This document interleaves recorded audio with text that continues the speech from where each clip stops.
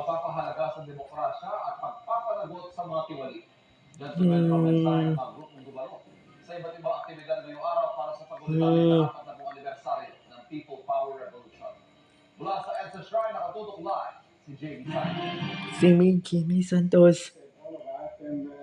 February 22, 1986, inanunsyo ni Defense Minister Juan Ponce Enrile at ating AFP Vice Chief of Staff Fidel Ramos ang kanilang pagkalas ng suporta sa rehimen ni Pangulong Ferdinand Marcos Sr.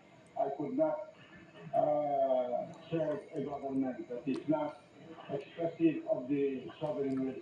I'm only appealing to the troops now to do what is right. Kasama ang 300 mga taga-suporta, nagbarikada sila sa loob ng Camp Aguinaldo. Nagsimulang magmarcha ang taong bayan sa EDSA alinsunod sa mga panawagan ng kapatid ni House Senador Ninoy Aquino na si Agapito Boots Aquino at Iloilo Manila Archbishop Jaime Cardinal C. na protektahan ang paksyon ng militar na kumalas sa rehimen. Ito ang nagsimula ng ilang araw na protesta ng Pangulong Marcos, ang pagsisimula ng EDSA People Power Revolution. Ginunita ng iba't ibang grupong nag-ipon ngayon sa EDSA Shrine. Nag-isa si Caloocan Bishop Pablo Berrillo Cardinal David. Sa homily, binigyang diin ni David na ang demokrasya ay para sa bawat mamamayan at ang tunay na pundasyon ng transparency at accountability ay pananampalataya. Pwede mong nakuhin o pagtaguan. Pwede mong dayain ang bayan. Pero pwede mo bang nakuhin, pagtaguan o dayain ang Panginoong Diyos? For thine is the kingdom and the power and the glory. Kailangan mapalitan ng thine ng mine. Kapag sinabi ng tao, for mine is the kingdom and the power and the glory. Ibang business na yun. Ang tawag doon, mining. Yan ang nakahuhumanin sa tao. Kasunod ng misa ang programang kinalaman ng ilang personalidad. Kailangan po nating tumindig. Tayo ang people power, tayo ang may kapangyarihan, pero nasa atin din ang tungkulin na ayusin ang bayan na ito. Panahon na ng pagbabago, panahon na po ng makabuluhang pagkikilos, at panahon na po na magsama-sama at magkaisa tayo.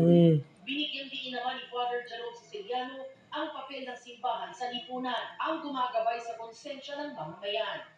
Please do not believe that when the church speaks, it is a violation of the separation of church and state.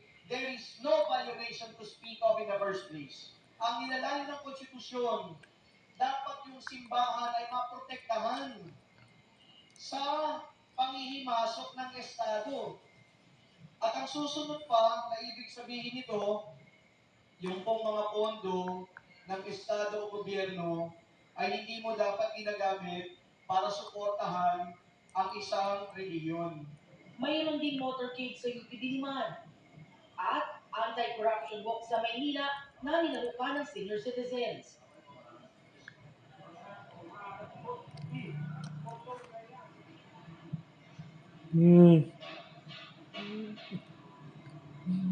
Ibarat na musta ang isinagawang programa ngayong araw dito sa EDSA Shrine at paalala ng mga otoridad, ipatutupad nila ang no permit, no rally policy para matiyak na maayos ang magiging malakihang pagtitipon sa Miyerkules. At yan ang latest mula rito sa EDSA Shrine. Balik sa iyo, Ivan.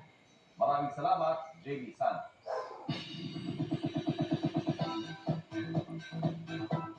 Looking forward sa kanilang reunion ang mga ex-Kapuso housemates sa nalalapit sa Big Night ng Pinoy Big Brother Celebrity Collab Edition 2.0. At may mensahe rin sila sa Ultimate Game.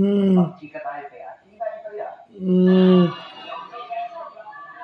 Nakisaya sa kanilang fans sa isang ang kahapon ng mga dating Kapuso housemates sa PBB Celebrity Collab Edition 2.0 na sina Sofia Pablo, John Clifford, Waynona Collins, Lee Victor at Anton Vincent. Nandun ako nanginginig yung legs ko. Natakutin talaga ako sa rides, pero kahit sa gitna lang ako, natakot na ako noon. Nag-perform din ang Sparta Stars para sa kanilang supporters.